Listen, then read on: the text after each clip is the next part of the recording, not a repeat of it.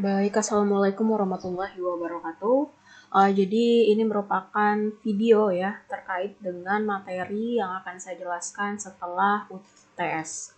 Jadi materi ini merupakan materi untuk pertemuan 9 dan 10 yang akan kita bahas pada video ini terkait dengan uji statistik parametrik. Nah, sebelumnya di materi awal mata kuliah ini ya sudah saya sebutkan bahwa nanti ketika kalian melaksanakan penelitian, kalian akan mengolah data dan menguji hipotesis. Nah, nanti statistikanya terbagi menjadi dua, apakah yang digunakan itu merupakan statistika parametrik atau statistika non-parametrik. Nah, untuk memilih kedua jenis uji yang akan dilakukan itu, kita harus terlebih dahulu mengecek gitu apakah nanti syarat-syarat untuk statistika parametrik terpenuhi atau tidak. Jika terpenuhi ya nanti kita akan menggunakan uji T. Kalau misalkan nanti uji prasyarat menggunakan uji normalitas dan uji homogenitas ini tidak terpenuhi, maka kita akan melakukan penelitian tersebut, datanya akan diolah menggunakan uji non-parametrik. Nah, jadi untuk menentukan apakah uji hipotesis yang digunakan itu menggunakan uji parametrik ataupun uji non-parametrik, kita terlebih dahulu harus melaksanakan uji prasyarat. Jadi di statistika uji prasyarat untuk menentukan apakah nanti ujinya itu menggunakan parametrik non-parametrik, itu kita menggunakan uji normalitas ya. Uji normalitas dan uji homogenitas. Nah, kalau dua syarat ini terpenuhi, nanti itu kelanjutannya kita akan melakukan uji hipotesis dengan uji parametrik ya. Biasanya dengan uji T ya, seperti itu. Nah, kemudian kalau nanti dua syarat ini tidak terpenuhi ya, baru kita menggunakan uji yang namanya uji non-parametrik. Biasanya itu uji Wilcoxon biasanya. Nah, jadi nanti ini untuk pertemuan 9 dan 10 kita bahas dulu tentang uji normalitas, nanti di pertemuan 11 akan dibahas tentang uji homogenitas. Oke, langsung kita masuk saja ke materinya ya. Jadi untuk materi uji normalitas itu ada dua cara ya. Yang pertama itu menggunakan chi kuadrat dan nanti kita akan bahas dengan menggunakan metode Lilliefors. Nah, uji normalitas dengan menggunakan teknik chi kuadrat itu dilaksanakan apabila kita nanti memiliki data yang berdistribusi berkelompok seperti ini ya. Jadi ini berkelompok. Biasanya ini dilakukan kalau jenis penelitian kalian adalah penelitian jenis survei. Jadi kalau misalkan kalian nanti melaksanakan ujian di sekolah dan jenis penelitian kalian itu adalah eksperimen atau regresi, nanti akan kalian gunakan uji normalitas dengan metode Lilliefors. Tapi kalau survei ya seperti ini, jadi distribusi datanya itu berkelompok, kalian akan menggunakan uji normalitas dengan chi kuadrat. Nah, misalkan di sini saya punya contoh misalnya. Jadi dengan mengambil alfa sama dengan 5%, alfa ini adalah taraf signifikansi atau taraf kesalahan. Jadi ini adalah taraf kesalahan atau berapa persen sih kemungkinan kesalahan yang akan kita lakukan di penelitian ini seperti itu. Nah, jadi misalkan di sini saya punya alfanya 5%, kemudian nanti ada berat badan dan frekuensi ya di sini. Jadi berat badan 60 sampai 62 itu frekuensi atau banyaknya itu ada 5 orang atau 5 data seperti itu. Nah, untuk menyelesaikan soal-soal statistika, di sini saya ajarkan dulu cara manualnya. Nanti baru kita ke cara menggunakan Excel atau SPSS. Jadi, kalau dengan cara manual ya, nanti ini adalah tahapan yang biasanya harus kalian tuliskan di skripsi kalian. Jadi, di sini kalian harus tuliskan hipotesis ya, hipotesis data, di mana hipotesis ini sudah saya bahas di materi sebelum UTS kemarin.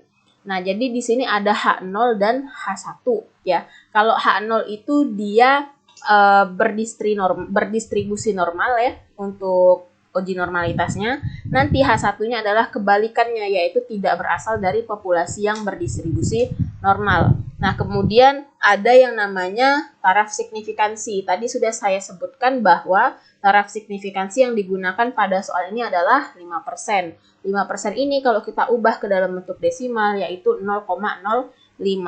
Nah, kemudian di sini ada statistik uji atau rumus statistik yang akan kita gunakan, di mana rumusnya bisa dilihat di sini C kuadrat sama dengan sigma ya, dari I sama dengan 1 sampai K untuk OI U dikurang EI kuadrat per EI ya, sampai dengan C kuadratnya itu untuk taraf kebebasannya yaitu K dikurang 3.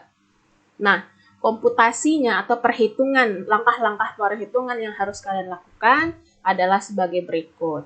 Jadi ini adalah langkah-langkahnya. Pertama, kalian butuh tabel bantu untuk menyelesaikan soal-soal yang bersifat uji statistik inferensial ya. Jadi ini sudah termasuk ke dalam statistik uji inferensial karena sudah termasuk golongan dalam proses pengolahan data penelitian. Jadi saya sarankan untuk membuat tabel bantu seperti ini nanti dalam menyelesaikan soal untuk mempermudah kalian gitu nantinya. Nah, ini contoh tabel kerjanya. Nah, ini kita coret-coret di sini saja. Jadi di sini ada X ya. X itu adalah nilai tengah ya. Tadi itu datanya untuk kelas pertama adalah 60 sampai 62. Jadi untuk mencari nilai X ya, untuk mencari nilai X di sini, jadi dari 60 sampai 62 itu kan datanya adalah 60, 61 dan 62. Nah, yang kalian ambil di sini ini adalah nilai X atau nilai tengah. Jadi hal itu juga berlaku nanti untuk kelas-kelas selanjutnya. Kemudian di sini ada kolom F. F tadi tinggal kalian masukkan jumlah frekuensinya yang sudah ada di soal. Nah, kemudian kolom berikutnya yaitu F dikali X. Jadi artinya adalah nilai F yang 5 ini kalian kalikan dengan 61 ya, ini contohnya. Jadi nilai untuk yang pertama ya di sini. Jadi nilai F dikali X1, F1, X1 ya. Di sini saya tulis 5 dikali 61 sama dengan 305. Berlaku juga nanti untuk kelas-kelas berikutnya. Nah, kemudian di sini ada X kuadrat. X kuadrat didapat dari mana? X kuadrat nanti didapat dari sini juga. Misal, di sini ada 61. Nah, 3721 ini didapat dari 61 pangkat 2, didapat dari sini. Kemudian ada F dikali X kuadrat. F dikali X kuadrat ya. Jadi ini F dikali X kuadrat itu didapat nanti dari F-nya 5, X kuadratnya adalah 3721. Jadi ini adalah 5 dikali 3721, hasilnya adalah 18.605, seperti itu. Jadi berlaku juga nanti ini untuk kelas-kelas sebelumnya. Nah, nanti dari 5 ke 18 sampai ke 8 ini kalian jumlahkan, ini hasilnya ya. Ini juga dicari hasilnya dari atas sampai bawah, ini hasilnya. Ini juga nanti dicari ini jumlahnya sebanyak 455.803 seperti itu. Nah, itu untuk tabel bantu yang pertama. Jadi di dalam tabel bantu yang pertama ini ya, di sini kita juga butuh mencari beberapa hal juga sebelum kita lanjut masuk ke tabel kerja yang kedua. Di sini ada tabel kerja yang kedua ya. Tapi di sini saya mau masuk dulu sedikit. Nah, jadi di dalam tabel pertama ini hal yang harus atau yang butuh dicari ya. Jadi ini adalah hal-hal yang harus dihitung.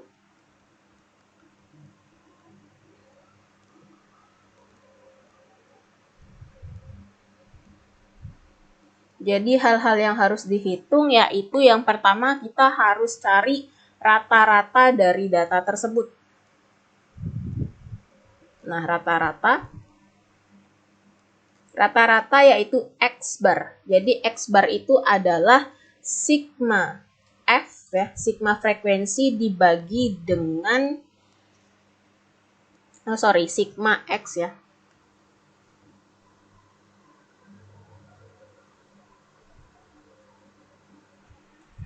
Jadi sigma fx ya.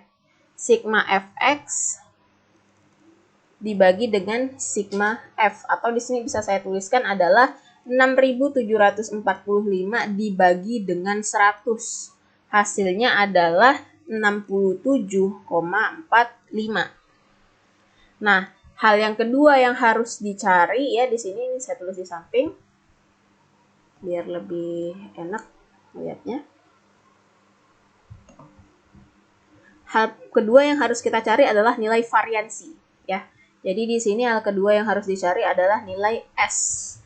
S kuadrat ya di sini. S kuadrat itu adalah sigma F itu dikali dengan sigma Fx kuadrat, kemudian dikurang dengan sigma Fx dikuadratkan, terus dibagi dengan N dikali N kurang 1. Jadi di sini tinggal dimasukkan sigma F-nya itu ada 100 di sini ya, 100.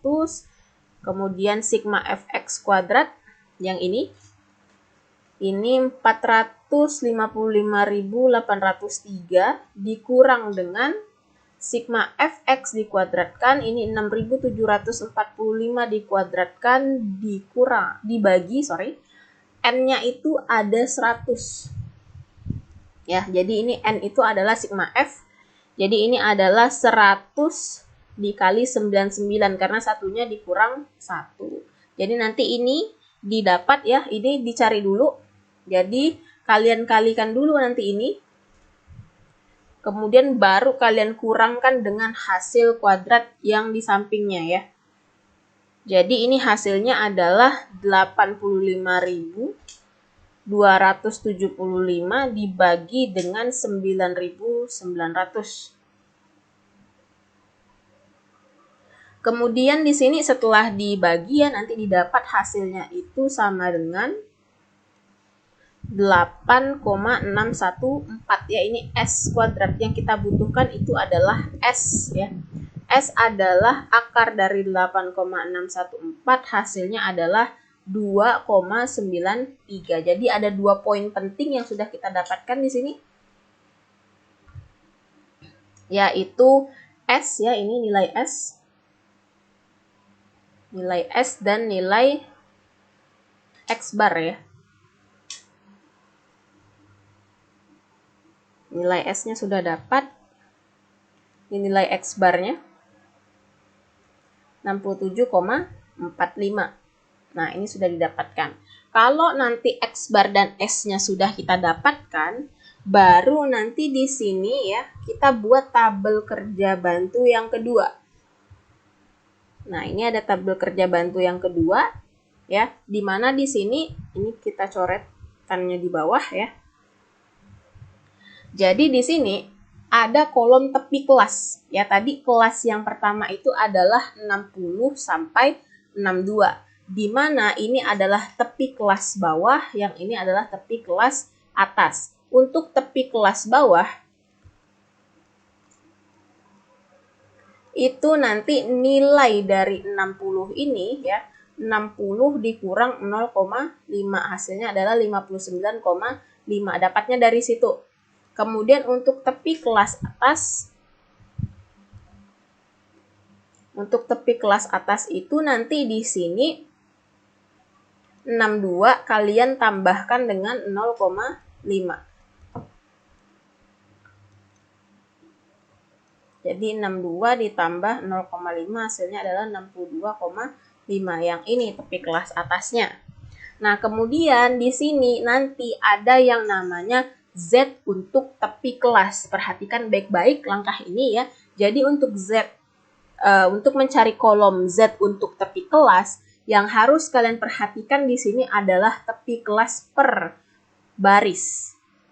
Oke, ini saya jelaskan yang baris pertama ya, kenapa di sini bisa dapat negatif 2,71 dan 1,69 di sini. Nah, jadi nanti di sini kalian sudah punya tepi kelas bawah ya. Jadi ini untuk Z untuk tepi kelas. Nah, jadi di sini kita sudah punya tepi kelas bawah dan tepi kelas atasnya 59,5 sampai 62,5. Nah, nanti di sini ya untuk mencari nilai Z, kita cari nilai Z itu pakai rumus Z sama dengan X1 min X bar dibagi dengan S.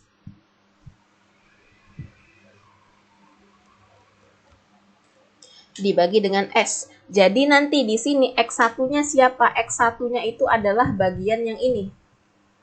Ini adalah bagian X1, ini adalah bagian X2. Jadi di sepanjang kolom ini nanti, jadi di sepanjang yang sebelah kiri ini nanti dia sebagai X1.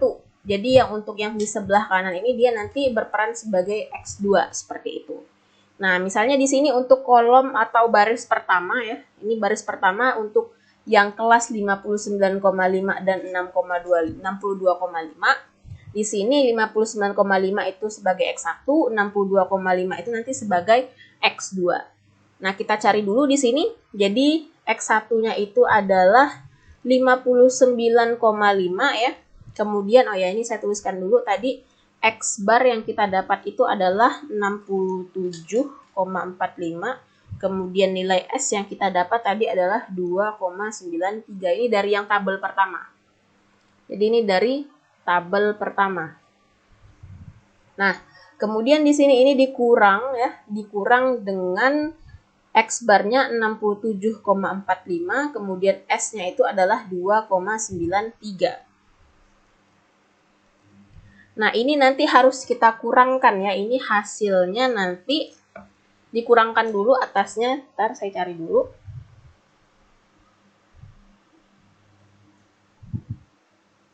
Jadi 59,5 dikurangkan dulu dengan 67,45 itu hasilnya adalah negatif 7,95 dibagi dengan 2,93.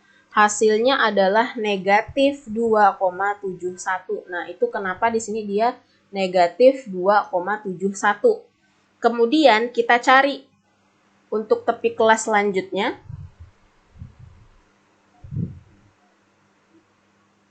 Nah, untuk tepi kelas selanjutnya di sini Z ya. Jadi ini kan untuk yang tepi bawah ya. Ini yang tepi atas. Jadi ini untuk tepi atas, tepi bawah ya, ini tepi bawah. Jadi kita cari yang tepi atas. Nah, yang tepi atasnya nanti Z-nya itu adalah X2 min X bar per S. Jadi X2-nya tadi itu adalah 62,5, X barnya adalah 67,45, S-nya yang kita dapat adalah 2,93. Jadi 62,5 dikurang 67,45 itu adalah negatif 4,95 per 2,93. Hasilnya adalah negatif 1,69. Jadi itu kenapa di sini hasilnya adalah min 1,69. Oke. Nah, kemudian setelah kita dapat tepi-tepi kelasnya, nilai Z untuk tepi kelasnya, kita akan mencari yang namanya luas kelas. Jadi ada beberapa aturan memang untuk luas kelas. Hal pertama yang harus kalian siapkan di sini adalah kalian butuh yang namanya tabel Z. Jadi ini tabel Z. Nah, ini tabel distribusi Z. Jadi bisa kalian cari nanti di internet banyak ini. Jadi nanti kalian harus mencari luas kelas nih. Jadi ini adalah kolom luas kelas itu harus dicari pakai tabel Z. Nah, ini untuk kolom luas kelas. Tabel untuk yang luas kelas. Nah, ini ada beberapa kemungkinan ya. Ada beberapa kemungkinan. Jadi di sini saya tuliskan dulu kemungkinan-kemungkinan tersebut. Kalau nilai dari tepi kelas ini kan nilainya negatif ya, ini juga negatif. Jadi kalau negatif kemudian nanti dia ketemu dengan negatif, di sini maka yang harus kalian lakukan adalah kalian kurangkan. Nah, kemudian di sini ada yang negatif ketemu dengan positif di sini, ya kan? Kalau negatif ketemu dengan positif untuk luas kelasnya, itu nanti harus kalian tambah.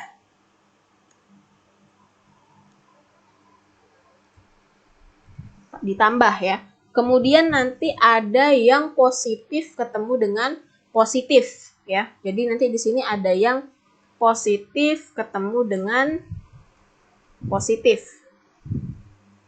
Ini juga harus kalian kurangkan. Nah, jadi ada beberapa kemungkinan ya. Beberapa kemungkinan nilai Z untuk tepi kelas yang harus kalian cari sebagai titik awal untuk menentukan luas kelasnya itu seperti apa. Nah, untuk luas kelas saya ambil contoh lagi yang pertama yang ini. Jadi ini luas kelas pertama.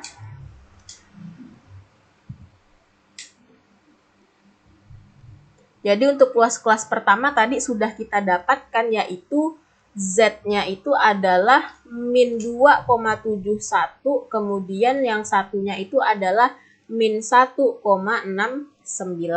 Nah, hal pertama yang kalian harus lakukan adalah cari titik potong dulu. Jadi cari titik potong di tabel Z.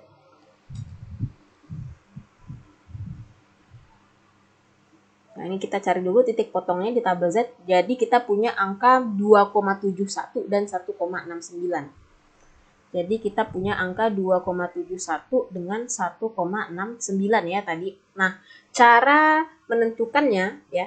Jadi dua angka pertama ini 2,7 ya, 2,7 yang ini.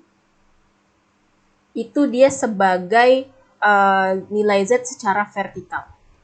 Kemudian ini ya, jadi ini kalau saya uraikan 2,71 itu adalah 2,7 itu ditambah 0,01. Jadi angka belakang satunya itu di sini itu sebagai nilai vertikal. Jadi kalau 2,71 kita lihat titik potongnya. Jadi 2,7 tambah 0,01. Jadi ini 2,7. Nah, ini 2,7. Yang ini nilai 2,7 ya kan. Kemudian kita cari dulu yang 0,01. Nah, ini 0,01. Kemudian nanti di sini akan ada titik temu ya. Kita cari titik temunya. Nilai titik temu.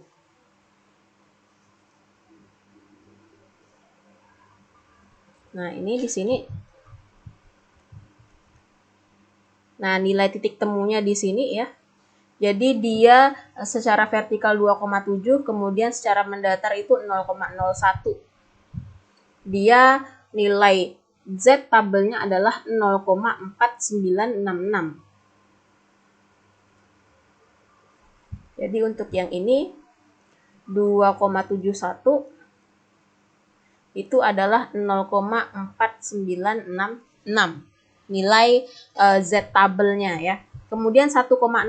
Nah, ini kalau kita uraikan itu adalah 1,6 dengan 0,09. Kita cari dulu 1,6 dan 0,09. Jadi 1,6 di sini, 0,09-nya di sini. Nah, kita cari di sini, kita temukan titik temunya.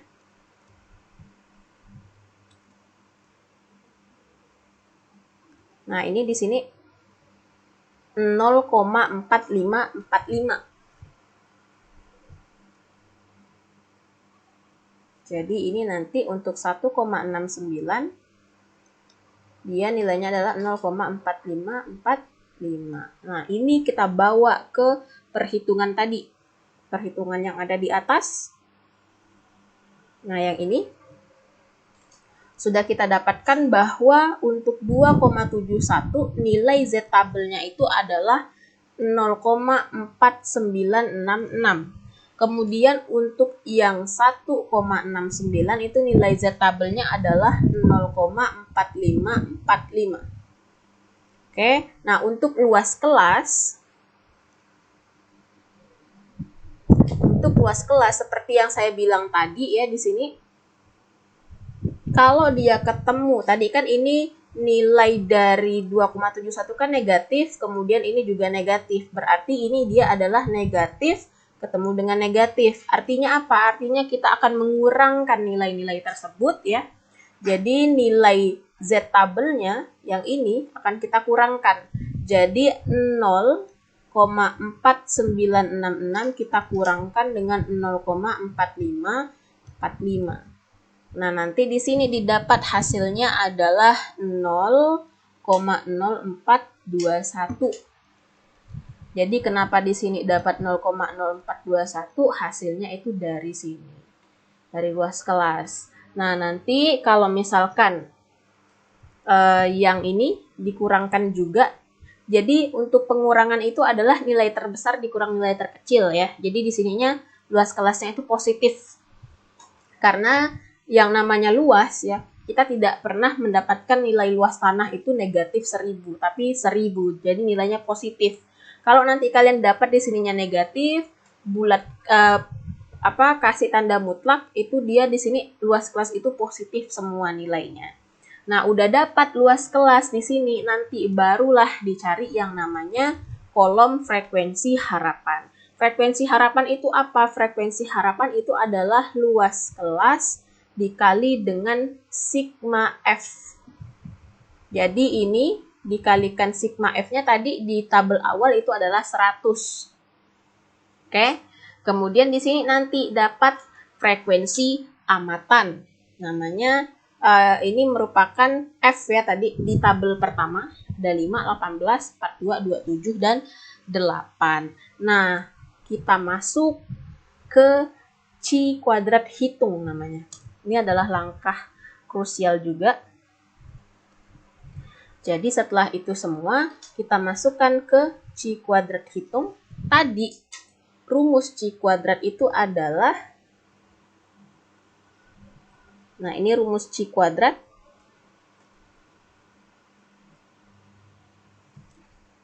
Ini adalah rumus Chi kuadrat. Oke, di mana ya, ini adalah F. Kemudian ini tadi E itu adalah frekuensi harapan. Kemudian EI ini juga adalah frekuensi harapan. Jadi frekuensi dikurang frekuensi harapan dibagi frekuensi harapan. Oke, kita cari dulu.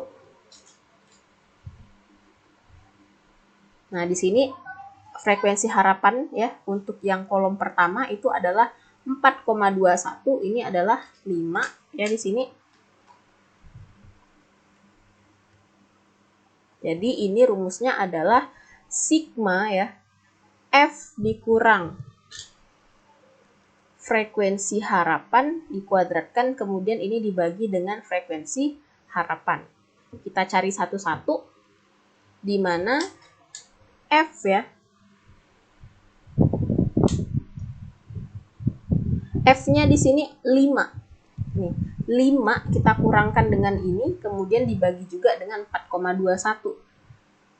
Jadi ini bisa saya tuliskan untuk keseluruhan kelasnya ya. Jadi ini adalah 5 dikurang dengan 4,21 kuadrat itu dibagi dengan 4,21, karena ini sigma, berarti ditambah ya. Ditambah dengan siapa? Dengan kelas kedua di sini. Dengan kelas kedua, nah ini masing-masing ya, ini ada 18 dengan 20,59, 42 dengan 38,92, 27 dengan 27,56, 8 dengan 7,8. Jadi ini bisa saya tuliskan di sini ya. Ini adalah 18 dikurang dengan 20,59 pangkat 2 dibagi dengan 20,59, kita tambahkan lagi yang kelas ketiga 42 dikurang dengan 38,92 pangkat 2 dibagi dengan 38,92 kemudian ditambah dengan 27 dikurang 27,56 ini dibagi dengan 27,56, ini ada pangkat 2-nya. Kemudian ini kita tambah lagi. Ini adalah 8 dikurang 7,58 pangkat 2 dibagi dengan 7,58. Nah, ini wajib kita cari dulu nih, satu persatu ya. Ini saya kasih salah satu contohnya aja. Jadi, 5 dikurang 4,21 itu hasilnya adalah 0,79, ini pangkat 2 dibagi dengan 4,21. Oke, kemudian nanti ini hasilnya adalah 0,6241 dibagi dengan 4,21. Yang ini silahkan nanti kalian cari sendiri ya, yang ininya. Yang teman-teman yang ini silahkan dihitung sendiri penjabaran hitungannya. Saya hanya akan mencontohkan salah satu saja. Jadi nanti ini silahkan dicari sendiri.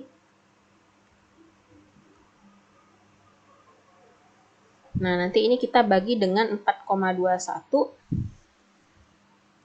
Hasilnya adalah 0,148. Nah, nanti yang selanjutnya ini hasilnya adalah 0,326, yang ini adalah 0,244, kemudian yang ini adalah 0,011, kemudian yang ini adalah 0,023. Oke, ada 5 kelompok, ada 5 kelas ya. Kemudian ini semuanya kita jumlahkan ya. Kita jumlahkan hasilnya itu nanti adalah 0,752. Hasilnya adalah 0,752 ini. Si 0,752 ini. Nah, 0,725 ini apa? Ini adalah C kuadrat ops atau observasi atau bisa disebut juga C kuadrat hitung. Nah, 0,752 nanti di sini kita masukkan ke daerah kritis ya di sini. Nah, ini C kuadrat ops yang sudah kita dapatkan tadi. Oke. Nah, kemudian di sini kita harus menentukan C kuadrat tabel. Jadi ini adalah cara untuk menentukan C kuadrat tabel. C kuadrat tabelnya yang harus kita lakukan adalah ini, V sama dengan K dikurang 3. Tadi di sini, di soal ini. Nah, di soal yang ini ya, kelasnya itu ada 1, 2, 3, 4, dan 5. Jadi V adalah 5 dikurang 3 sama dengan 2. Nah, itu kenapa di sini ada nilai 2 di sini. Kemudian ini 0,05 ini apa? Ini adalah alfanya atau taraf signifikansi yang sudah tadi kita gunakan di awal pembentukan hipotesis ya. Nah, ini 5,991 ini apa? Nah, ini kita cari di dalam tabel C kuadrat namanya. Nah, ini tabel distribusi C kuadrat namanya. Nah, derajat kebebasannya itu apa tadi? Ini adalah V sama dengan K kurang 3. Yang tadi kita dapat V-nya sama dengan 2. Jadi V-nya ini ya, kita harus mencari titik potong juga. Alfa yang kita gunakan adalah 0,05. Kita cari titik potongnya ya. Nah, ini adalah titik potong yang sudah kita dapatkan, 5,99148. Ini adalah C kuadrat tabel. Seperti itu. Nah, ini saya jelaskan bagaimana menarik keputusan dalam statistika inferensial, statistika parametrik ya, yang ini. Syaratnya ya, prasyaratnya. Jadi nanti untuk selanjutnya dalam statistika inferensial kita akan menentukan bagaimana keputusan suatu uji. Baik H0 diterima, H0 ditolak, seperti itu. Nah, di sini saya gambarkan dulu ya. Ini misalkan ada suatu garis bilangan, yang ini adalah kurvanya. Ini adalah kurva statistiknya ya. Nah, misalkan di sini tadi kita mendapatkan nilai C kuadrat tabel ini 5,991 yang barusan kita cari ya. Jadi, misal 5,991 itu ada di sini. Misal di sini 5,991. Ini rumusnya tetap ya. Jadi untuk hal selanjutnya kalau dalam normalitas C kuadrat, dia tetap C kuadrat lebih dari. Nanti tinggal kalian ganti saja ininya berapa tergantung soalnya nanti seperti apa. Nah, ini C kuadrat lebih dari, ya kan? Kalau ke kiri itu kan dia kurang dari. Kalau ke kanan dia lebih dari. Berarti daerah untuk C kuadrat tabelnya ini. Nah, ini yang disebut sebagai daerah kritis. Nah, ini adalah daerah kritis. Daerah kritis itu juga disebut dengan daerah penolakan H0. Jadi ini juga disebut dengan penolakan H0. Oke? Jadi di sini 5,991, di sini nanti bisa 6, 10 di sini kayak gitu. Nah, C observasi atau C hitung yang kita dapatkan itu adalah 0,752. Kalau dalam garis bilangan 0,752 itu kan adanya di sini misalnya. Ya kan, karena dia lebih kecil dari 5,991 yang kita dapat. Nah, ini ya yang nilainya lebih kecil dari C kuadrat hitung itu tadi yang kita dapatkan. Nah, artinya di sebelah kiri dari 5,991 ini yang disebut dengan daerah penerimaan H0. Nah, ini adalah daerah penerimaan H0. Jadi, bisa kalian pastikan kalau nilainya dia itu kurang dari C tabel, maka dia tidak termasuk ke dalam daerah kritis. Kalau dia tidak masuk ke dalam daerah kritis, apa yang harus kita lakukan? Nah, tadi ini, kalau nilainya dia di sini, itu artinya kita menerima H0. Tapi kalau nilainya ada di daerah ini, nanti H0-nya ditolak. Karena ini merupakan daerah penolakan H0. Jadi, karena nilai hitung kita ada di sebelah sini, 0,752, itu kan dia tidak termasuk ke dalam daerah kritis. Itu kenapa sebabnya di sini keputusan ujinya yaitu H0-nya diterima. Seperti itu. Karena H0-nya diterima, maka H0 kesimpulan yang kita gunakan itu adalah populasi berdistribusi normal. Ini sesuai dengan apa? Sesuai dengan hipotesis yang sudah kita bangun tadi di awal-awal. Jadi kalau H0-nya diterima, nah ini, kalau H0-nya diterima berarti yang kita pakai yang ini. Kalau H0-nya ditolak, kita pakai yang H1. Ya. Jadi karena H0-nya diterima berarti bunyi kesimpulannya apa? Sampel berasal dari populasi yang berdistribusi normal. Nah, seperti itu adalah perhitungan untuk C kuadrat ya. Nah, nanti di video selanjutnya akan saya jelaskan tentang video perhitungan untuk uji Lillie Force seperti itu. Jadi ditunggu saja video selanjutnya, nanti akan saya upload juga. Silahkan dipelajari terlebih dahulu bagian yang ini karena nanti akan ada tugas terkait dengan uji-uji yang sudah saya jelaskan di video-video ini ya. Terima kasih atas waktunya. Assalamualaikum warahmatullahi wabarakatuh.